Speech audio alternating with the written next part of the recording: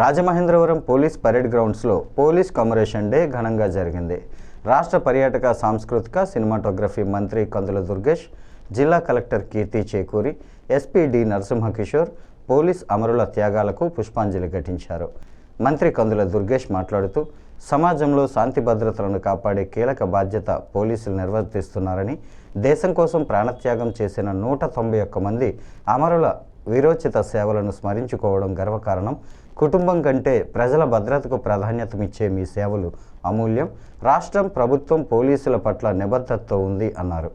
కీర్తి చేకూరి మాట్లాడుతూ 1959 అక్టోబర్ 21న లడ్డాఖ్ ప్రాంతంలో చైనా దాడుల సందర్భంగా సిఆర్పిఎఫ్ జవాన్లు ప్రాణత్యాగం చేశారని, ఆ సేవాస్ఫూర్తిని, వారి ప్రాణత్యాగాన్ని స్మరించుకుంటూ నివాళులర్పించడం జరుగుతుందన్నారు.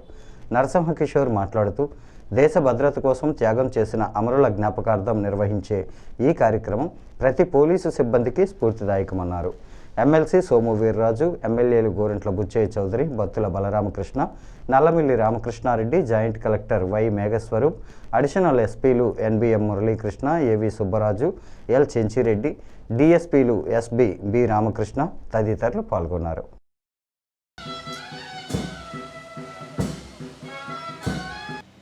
ఇవాళ ఈ సంవత్సరం దేశం మొత్తం మీద 191 మంది అమరులయ్యారనేటువంటి మాట కూడా తెలుస్తోంది. వారందరికీ కూడా ఈ సందర్భంగా ఘనమైనటువంటి నివాళులు అర్పించుకుంటూ, ముఖ్యంగా మీ యొక్క సంరక్షణ చూడాల్సిన బాధ్యత అధికారంలో ఉన్నటువంటి రాజకీయ పార్టీలకు ఉంది. రాజకీయ పార్టీలు కూడా మా భద్రత కూడా మీరే చూస్తారు కనుక కేవలం వేదికల మీద ఉపన్యాసాలు చెప్పడం వరకు మాత్రమే పరిమితం కాకుండా మీ యొక్క సంరక్షణని, సంక్షేమాన్ని కాపాడాల్సినటువంటి బాధ్యత మా మీద ఉంది. నిన్నని మీరందరూ చూశారు, ముఖ్యమంత్రి గారు కూడా పోలీసులకు సంబంధించినటువంటి ఎర్న్ లీవ్కి సంబంధించినటువంటి ఒక ప్రత్యేకమైన ప్రకటన చేయడం కూడా జరిగింది. దీని ద్వారా రాత్రనక పగలనక కష్టపడేటువంటి పోలీసులు, తతిమా ఉద్యోగాలకైతే కొంత సమయం ఉంటుంది, ఉదయం నుంచి సాయంత్రం వరకు పనిచేసి ఇంటికి వెళ్ళొచ్చు, కుటుంబాలతో గడపచ్చు, కానీ మీకు మాత్రం అలాంటి సమయం ఉండదు. ఏ క్షణం ఎక్కడ ఏ చిన్న ఇబ్బంది జరిగినా మొట్టమొదట ఫోన్ వచ్చేది పోలీసులకే. తక్షణమే మీరు దానికి హాజరు కావాల్సి ఉంటుంది. హాజరు అవ్వటం మాత్రమే కాకుండా వెంటనే రంగంలోకి దిగాల్సి ఉంటుంది. ఆ రంగంలోకి దిగినటువంటి క్రమంలో ఇబ్బందులు రావచ్చు, మీకు మీ ప్రాణాలకు కూడా ఇబ్బందులు వచ్చేటువంటి పరిస్థితులు రావచ్చు. ఇటువంటి నేపథ్యంలో మమ్మల్ని అందరినీ కాపాడుతున్నటువంటి, సమాజాన్ని శాంతి భద్రతల వైపు నడిపిస్తున్నటువంటి మిమ్మల్ని కాపాడాల్సిన బాధ్యత అధికార పార్టీలో ఉన్న మా అందరికీ ఉంది, రాజకీయ నాయకులు మీద అందరి మీద కూడా ఉందనేటువంటి మాటని ప్రత్యేకంగా నమ్ముతూ, ముఖ్యంగా అమరులైనటువంటి వారికి ఘనమైనటువంటి నివాళులు అర్పించుకుంటూ, మన జిల్లాకు సంబంధించి అత్యంత క్లిష్టమైన పరిస్థితులు ఒక 10-15 సంవత్సరాల కిందట ఉండేవి. మీ అందరికీ తెలుసు, మావోయిస్ట్ పార్టీకి సంబంధించి సభ్యులు, అలాగే టెర్రరిస్ట్కి సంబంధించినటువంటి సంబంధాలు కూడా ఈ నగరంలో పోలీసులు పట్టుకొని వారిని నిర్బంధించడం జరిగింది. అలాగే మన ఏజెన్సీ ప్రాంతంలో అనేక రకమైన ఎన్కౌంటర్స్లో మీరందరూ కూడా చాలామంది సీనియర్స్ పార్టిసిపేట్ చేశారు. దాంట్లో ఇంజరీస్ అయిన వాళ్ళు ఉన్నారు.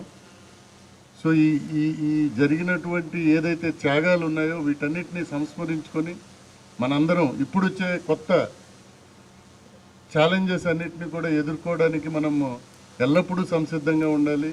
ఎందుకంటే మనం ఫ్రంట్ లైన్లో ఉండి ప్రాణాలు అర్పించగలిగేటటువంటి ధైర్యంతో నిలబడితేనే ప్రజలందరూ కూడా సురక్షితంగా, సేఫ్గా వాళ్ళు జీవనం సాగించగలుగుతారు. మనం త్యాగం చేసిన అమరవీరుల కుటుంబ సభ్యుల గురించి, అమరవీరుల త్యాగాల గురించి మనం స్మరించుకుంటున్నాము. ఇది 1959లో మన దేశంలో, భారతదేశానికి అప్పుడు చైనా నుంచి వచ్చిన ఆర్మీ మన లడాఖ్లో హాట్ స్ప్రింగ్స్ అనే ప్రదేశంలో సడన్గా వచ్చి అటాక్ చేయడం వల్ల మన సిఆర్పిఎఫ్ సిబ్బంది వాళ్ళ ప్రాణాలు కోల్పోయి వారి జీవితాలు త్యాగం చేసి మన దేశ రక్షణ కోసం త్యాగాలు చేశారు. ఆ రోజు నుంచి కూడా మనం అక్టోబర్ 21, 1959 నుంచి కూడా మనం ఈ దినోత్సవాన్ని అమరవీరుల సంస్మరణ దినోత్సవంగా జరుపుకుంటున్నాము. ఏ సమస్య వచ్చినా, ఎటువంటి ప్రాబ్లమ్స్ వచ్చినా, ఎటువంటి వాన వచ్చినా, వరదలు వచ్చినా సంరక్షణ కోసం, శాంతి భద్రతల కోసం ఎప్పుడూ కూడా పోలీస్ ముందుంటారు. పోలీసే కాదు, వాళ్ళ డ్యూటీ చేసుకుంటున్నప్పుడు పోలీస్ కంటే ముఖ్యంగా కుటుంబ సభ్యులు ఎంతో త్యాగాన్ని చేస్తుంటారు.